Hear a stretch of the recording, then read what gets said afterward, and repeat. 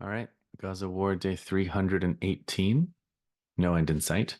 Despite the various continuing ceasefire charades, Blinken had a press conference of some kind today. Sorry, let me just adjust my sound. There you go. Blinken had some kind of press conference where he said Netanyahu has accepted the ceasefire proposal.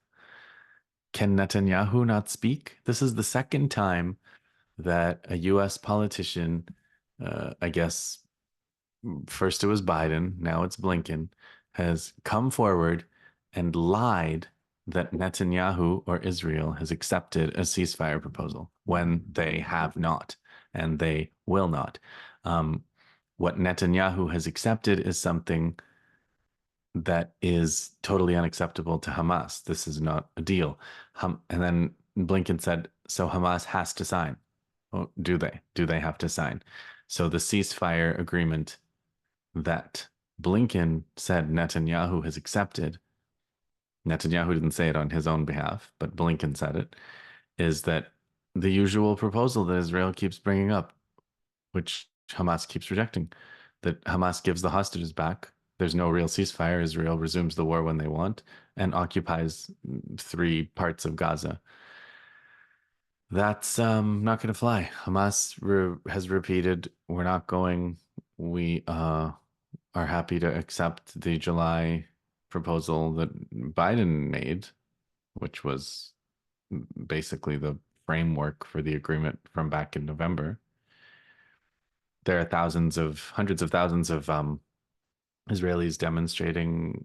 Blinken said it's their last chance. And if it's their last chance, then there's not going to be a ceasefire at all because there's no, there's no, it doesn't just defy the principles of negotiation or the principles of international relations. It truly defies logic itself.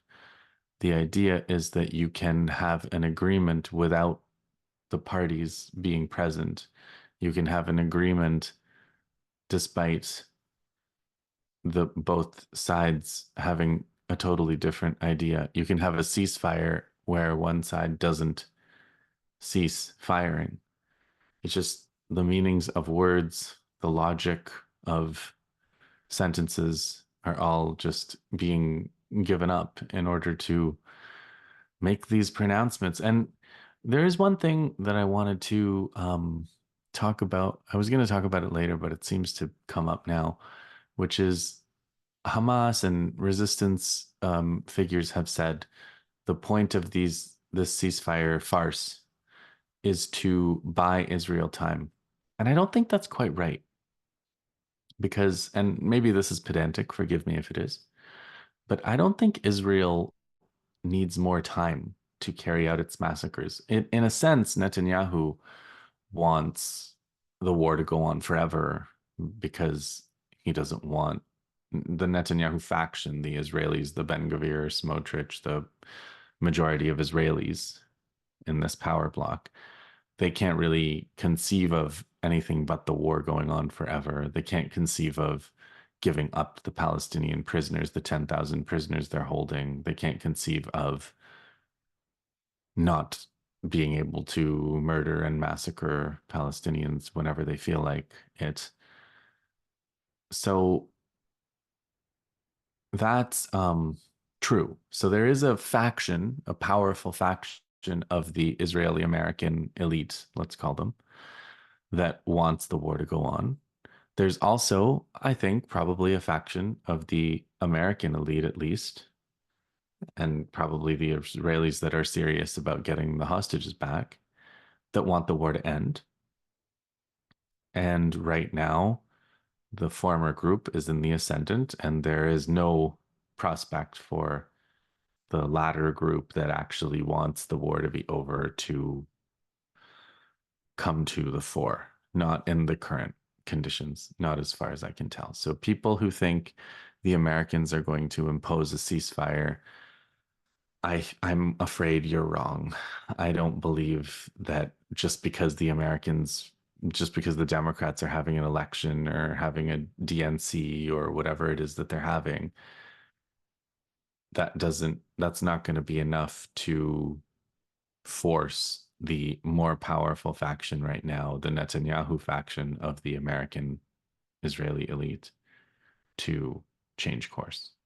So it's um it's a mistake to understand it in terms of electoral politics because support for Israel's genocide transcends electoral considerations in America and in the West in general.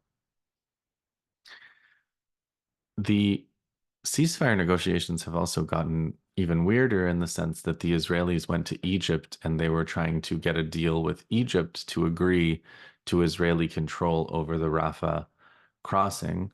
And I've heard from Israeli sources that the Egyptians sent them home after 20 minutes, the Israeli negotiators, which would be pretty funny if the Israelis can't even get a deal with their own mediators. But I think I saw a story more recently that said that Egypt did agree to letting Israelis have control over the border with Rafah if Hamas agreed, which is just Egypt getting itself off the hook for protecting their own sovereignty, which they don't seem to care about anymore. Um, which also brings up the point if you look at Gisha, Gisha, gisha.org, it's a pretty good source of reports on, I think it's an Israeli organization, and they used to be a pretty good source on closures and siege and things like that in Gaza. And they had a report from 2009 about the Rafah crossing. And I was recently looking into the Rafah crossing and how I think the pro-Israel people generally argue that Rafah is under the control of Egypt, and so people are free to go.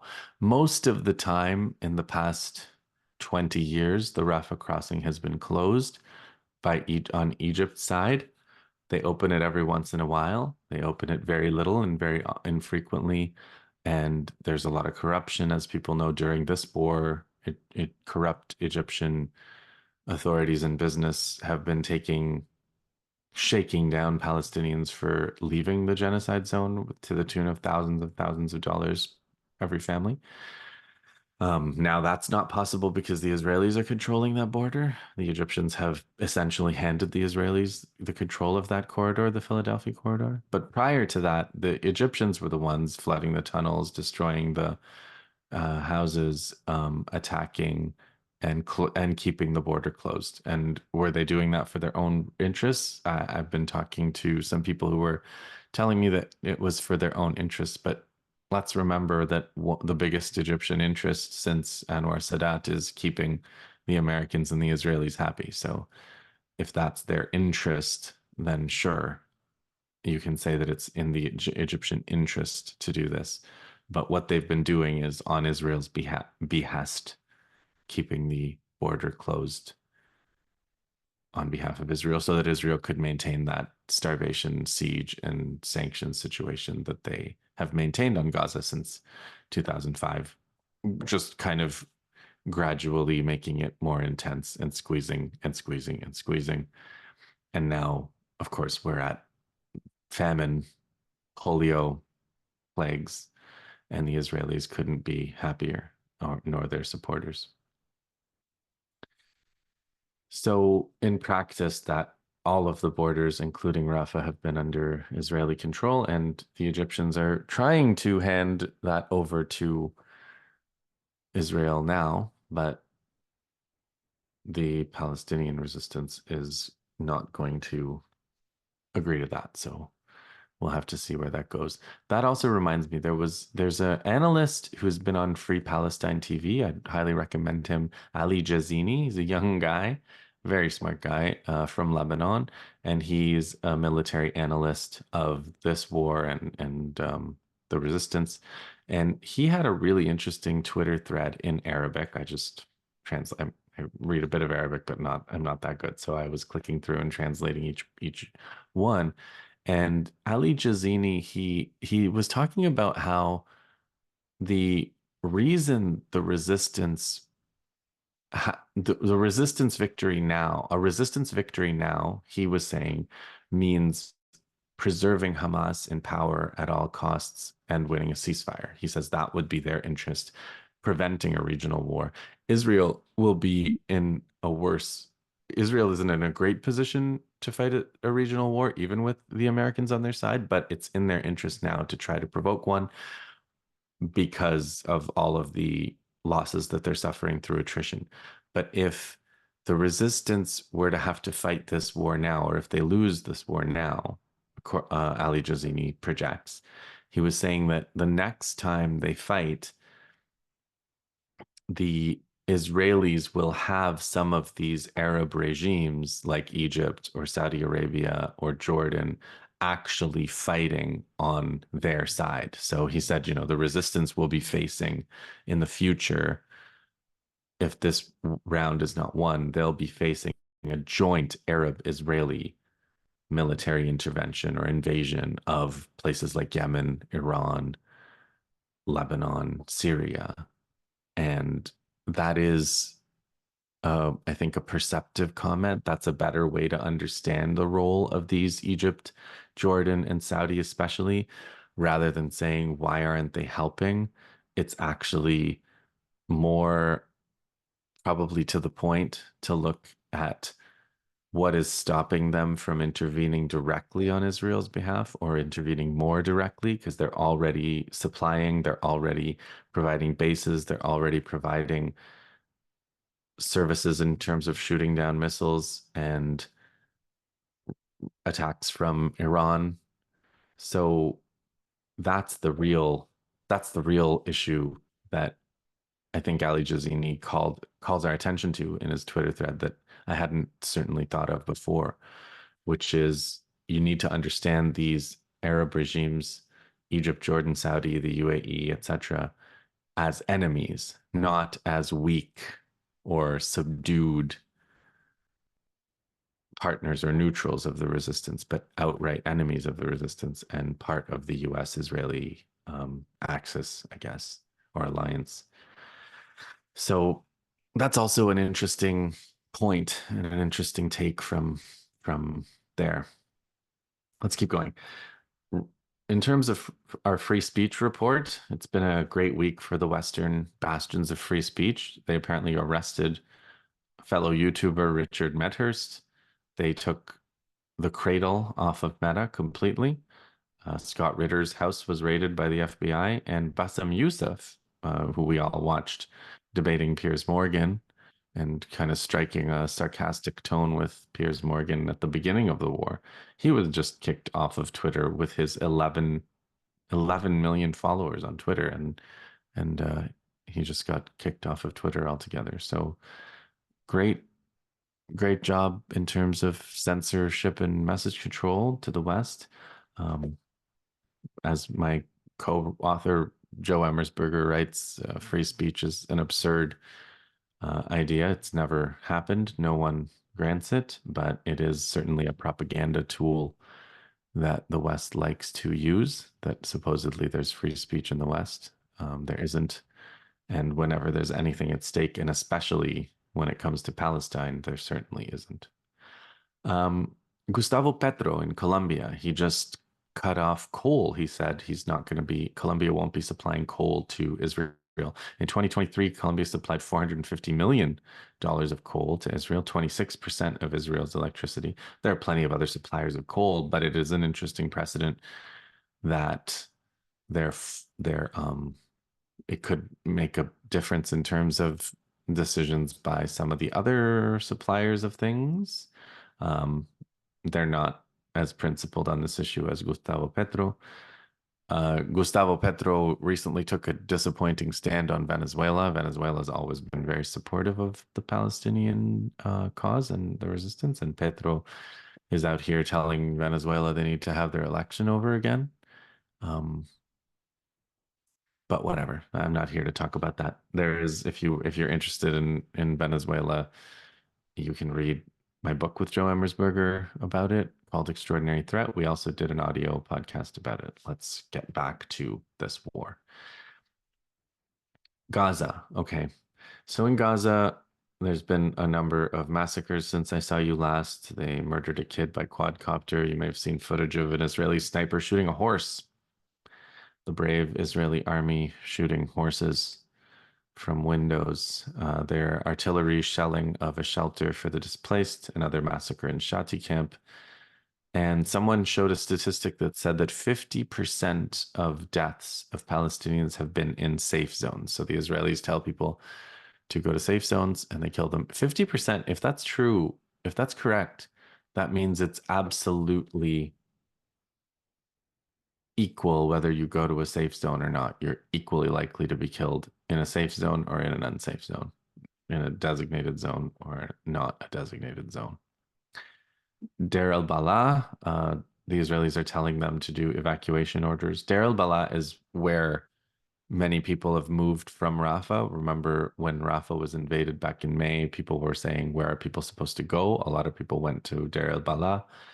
It's a small place, even by comparison to Rafah. There's a million people there, people around, according to sources. And the Israelis are presumably going to start bombing there. Jabalia was bombed again. Shujaiya is being attacked from the ground. Khan Yunis is under attack from the ground again. Tanks, shelling, attacks on journalists specifically, and there are resistance ambushes and videos of attacks on Israeli soldiers in Khan Yunis, in Tal al Hawa, in Gaza City, and in Rafah. There was a resistance raid on some vehicles, some jeeps in the Netzarim corridor south of Tel Al Hawa. The video people spoke in the video, the resistance people spoke in the video, and they said they were recruits from 2024. They said, the recruits of 2024 will be a horror for the entity. There's another video where resistance people are shelling, attacking Israeli soldiers with mortars, and they are kind of commenting they said to Netanyahu and Gallant, your surveillance planes are useless. We are working directly under your surveillance planes. And they're setting up the mortars and attacking. In the West Bank, there was an airstrike in Jenin. They killed a pair of commanders who had done several operations over the summer. Rafat Dawasi and Ahmed Abu Ora are their names. The Israelis invaded Jenin. Jenin resistance detonated some IEDs, improvised explosive devices, on invading vehicles. There's fighting in Nablus, Tulkarm, Tubas with IEDs in Tubas. The Israelis are burning stores in Tubas. They're burning tarps that people use in Balata to cover from surveillance. And they abducted somebody in Nablus, and they've withdrawn from Nablus. But there's fighting, as I sometimes say on these sit reps, as I'm recording now, there's fighting in the northern West Bank, in Tulkarm and Tubas, at this exact time. Now, on the Lebanon front, you may have seen the video from Hezbollah of their underground complex, their Imad complex, named for Imad Mughniya, the former Secretary General, who before, I think he was a Secretary General. Maybe I'm wrong, but he was a important leader in Hezbollah. He was killed, and now his name is the name of this underground complex, this underground city. The video, if you see it, is pretty remarkable in terms of the size and scale of this facility. They have tunnels they're driving trucks through. They have hangars with extremely high ceilings. It's a very complete facility. And John Elmer, on a previous episode, I think, of the sit reps, he was talking about how the difference between the Hezbollah tunnels in Lebanon and the Hamas tunnels in Gaza is the Hezbollah tunnels are carved into rock. The Hamas tunnels, you dig them easily and you replace them easily, and they collapse and they're rebuilt and they're redug and they're all over the place, and it's a whole bunch of warrens under the sand. The Hezbollah tunnels are carved into the side of a mountain, and that is incredibly hard to do, but once it's done, presumably you can bomb that mountain. You can drop a bomb on the side of that mountain. That underground complex will essentially remain as it was before you bombed it. So, in addition to releasing that video, they've added some new places to their fire plans. They're striking deeper into the Israeli depth. The Israelis are striking deeper into the Lebanon depth. And Nabatea, Dahira, and the Lebanese Hezbollah are striking. They said they've added Ayelet Hashahar to their fire plan. It's a new area. It's not in the Israeli evacuation zone. The Iraqi resistance said they were striking, they've struck Israeli targets in the Golan Heights with drones. Um, there's also been lone wolf attacks. There was an attack by a lone wolf with a hammer. They attacked a guard in the Kedumim settlement. There was apparently a suicide bombing, something that hasn't happened in 12 years in Tel Aviv. A truck was exploded. Qassam brigades claimed it. They said the martyrdom operations within the occupied territories will return to the forefront as long as the massacres by the occupation, the displacement of civilians, and the assassination policy continue. This is an interesting one because I never fully understood why they stopped. So one at some point around 2012, Hamas essentially stopped the suicide bombings, which were all you heard about from the 90s, 2000s. The Palestinian cause was basically synonymous with suicide bombings. And today there's what about October 7th? Before October 7th, there was what about the rockets?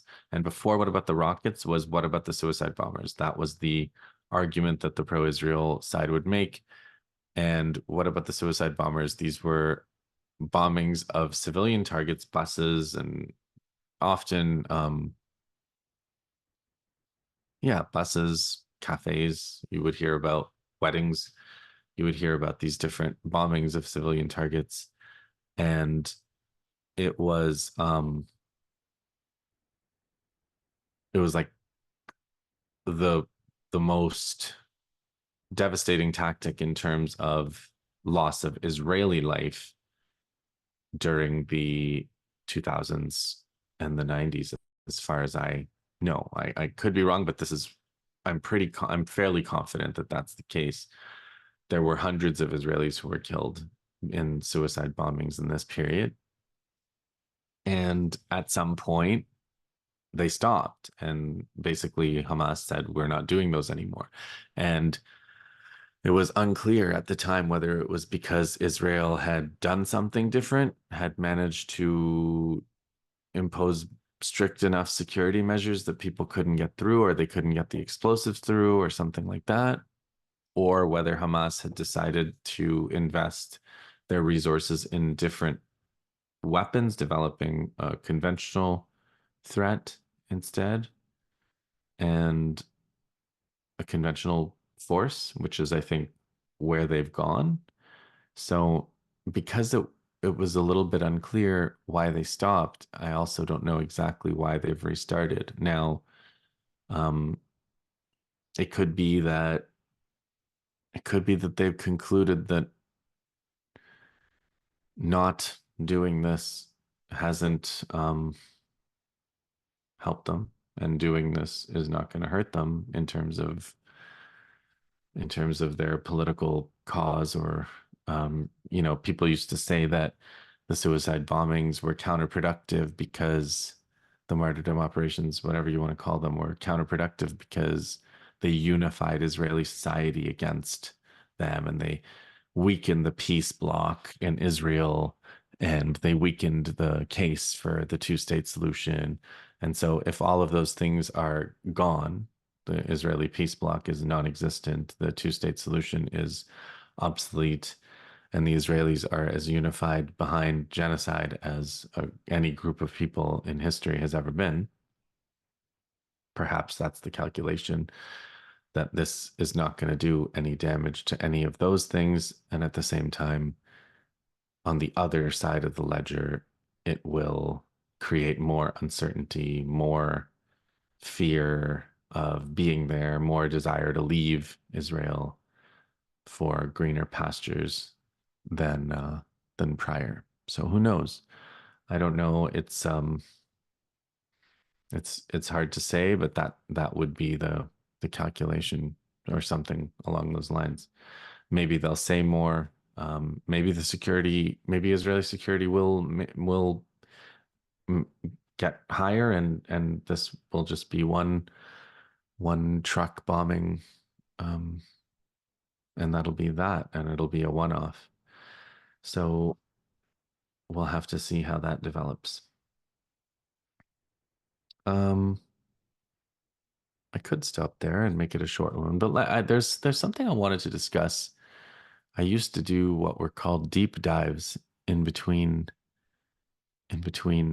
or towards the end of after my reporting, and I stopped doing that because events there was just so much, there was progressively more and more to report on.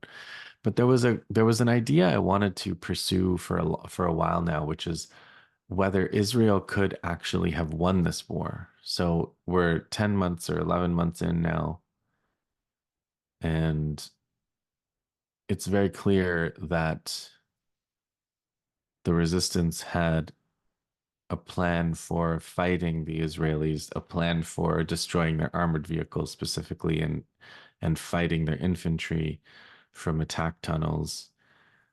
It's clear that the Israelis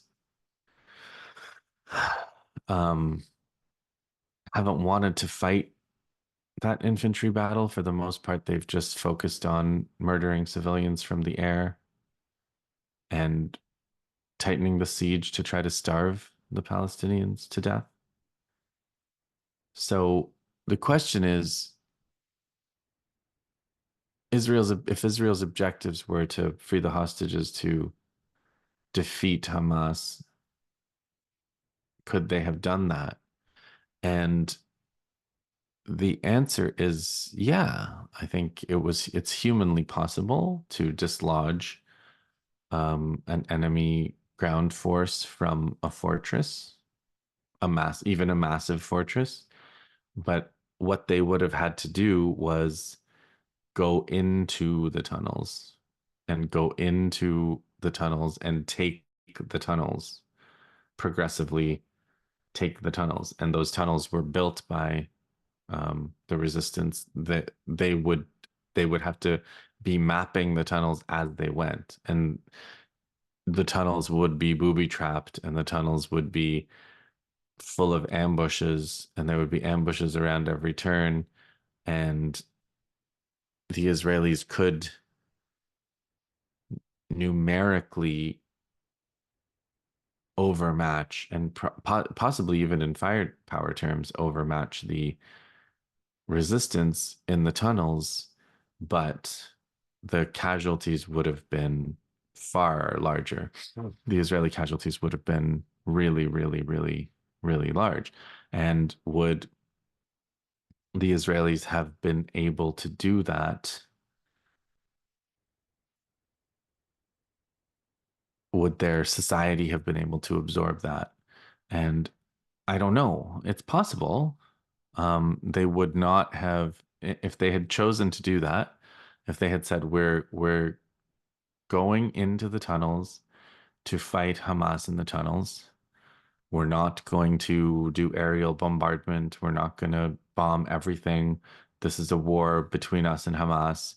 We have no quarrel. I mean, it's getting more and more absurd as I lay out the scenario. But we have no quarrel. Imagine them saying we have no quarrel with the civilian population of Gaza, but we are going to go in and we're going to get Hamas. And then they would have gone in and they would have fought an infantry battle. It would have been almost like urban combat. Some gamers, I don't game, I'm not a gamer, but I believe that gamers know these games where you have to take a room, you're clearing a room. It's like that kind of thing. It would be clearing 100,000 rooms underground at different depths. There would be some depths where there would be no air, where you would have to breathe using breathing apparatus. There would be many different levels and layers and surprises and booby traps, like I said, and ambushes, but it's not, it's a fight in the tunnels. That's what they would have had to do. And then they would have had all the moral high ground. They would have um they would have lost a lot of soldiers. They would have killed a lot of resistance fighters. And this whole conflict would have had a completely different dynamic. I mean, the genocide would never have happened. You wouldn't even be talking about a genocide. You would be talking about a war. It would have been a real war underground. And and then over the course of the war under the ground, you could imagine a peace deal taking place. You could imagine both sides getting exhausted and saying, okay, look, we've both lost enough soldiers. Let's sue for peace. Let's have some kind of ceasefire. Let's have the prisoner exchange. And all of that would have been kind of transparent and understandable to every party in the world. And they would have been probably helping to negotiate. I don't imagine that under that scenario, Yemen, Ansarullah would have gotten involved. I don't, I am, Hezbollah might have still gotten involved, um, because they're as a support front that opened the day after. So they opened their support front on October 8th. They didn't wait to see whether Israel was going to do a ground invasion because they know Israel. They knew that this scenario that I'm laying out for you would never have happened. We would have had to have a totally different Israel, a totally different West. They would have had to fight in a totally different way than they've ever done before. But again, if you depending on how you're following Russia, Ukraine, if you're following Russia, Ukraine, like I'm following Russia, Ukraine, what Russia has did in places like Mariupol, um, where they had these urban commando units fighting, it was destructive. Civilians certainly died, but it was not a war to target civilians and destroy every school, every hospital, build every residential building, and making the Palestinians run from one safe zone to another and bombing them in their tents. It was actual urban combat between urban combatants, and you know that's Israel could have done that. That's what I'm saying. There are examples of that even now going on in another war. And um, civilians always get killed in warfare, and they are getting killed in Russia, Ukraine, but not like this. This is the Israeli model of warfare was a war on civilians, and it has taken such a character that when you contrast it with how Israel could have fought this war and how Israel could have won this war, you see how different what Israel is doing is to an actual conventional war, or it would have been a peculiar kind of war because they would have been fighting on Hamas's terms. But imagine going to Hamas and fighting them on their terms and having even some success would have led to a different ceasefire agreement than we have now. And then you could imagine Israel being present in the region for a long time and maybe making normalization, maybe having a long-term 10-year ceasefire, which is what Hamas had offered in the past, right? That was one of the things Hamas said. They said we're not going to accept Israel, we're not going to acknowledge Israel, but we can have a ceasefire that's virtually of indefinite duration. And it could have been that kind of war. And that was Israel's choice. That's the kind of genocidal nature of this whole alliance with Israel and the way they fight and the way I mean, fight, you have to almost put in quotes.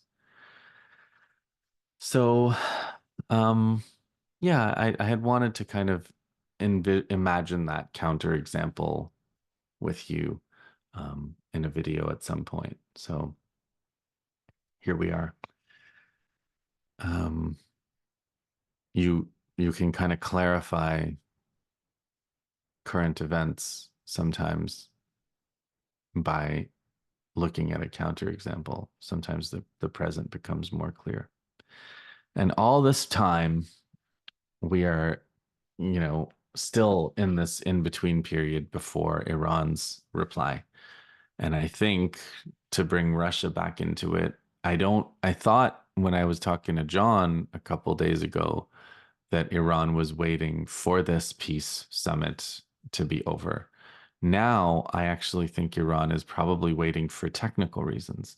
I- Russia has brought them a number of new systems, including, I think mostly the systems Russia's brought are to deal with the counterattack, the reply to their reply. So Iran, I think, is assuming that if they hit Israel seriously, then the Americans are going to hit Iran, or whether they do it with Israeli planes and pilots or not, that Israel and the US are going to attack Iran back, and then we'll be on that further along into the regional war.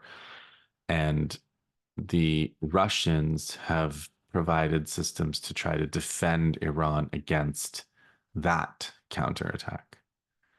So those systems, I imagine, take time to install, to set up, to test, to train people on. Presumably the Russians are operating some of them, but maybe they're learning how to use them in Iran. The S-400 apparently is there, radars, anti-missile systems, so a whole air defense. So while I've been talking on this channel about the Americans setting up an air defense for Israel, a new layers of air defense, but it looks like Iran with Russia's cooperation is doing the same thing. So the next phase of this war is going to be even higher tech. This is all in terms of warfare, stuff that we haven't seen before in terms of higher tech missiles trying to penetrate higher tech missile shields. And then it's going to be one round of that from Iran and then another round of that from Israel. And then we're going to go from there. I don't think that there's going to be a ceasefire before any of this happens, but I'd be, as always, happy to be proven wrong. That's the report for tonight. Hang in there. Like and subscribe. Apparently, YouTube displays likes now instead of views. So the more likes, the better. So please do the thing. And we'll see you in the next one.